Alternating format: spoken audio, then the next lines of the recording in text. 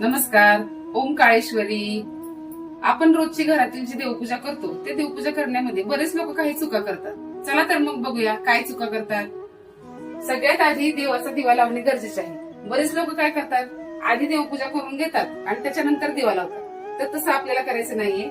आधी आपल्याला अग्नीला साक्षी मानून सगळ्या देवांना स्नान घालायचे आहे. आता स्नान घालताना सुद्धा बरेच लोक काय चुका करतात, सगळे देव एकत्र या भांड्यामध्ये ठेवतात आणि त्यामध्ये धुवून ते पुन्हा त्याच्यामध्ये ठेवतात. तर आपल्याला तसं करायचं नाहीये.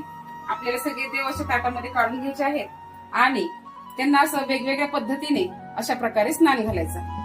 त्यानंतर एका सुती स्वच्छ कापडाने या देवांना चांगलं असं स्वच्छ कोरडं करून घ्यायचं आहे.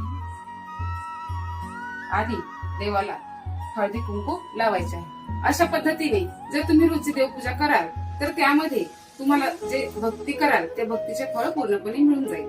ओम काळेश्वरी.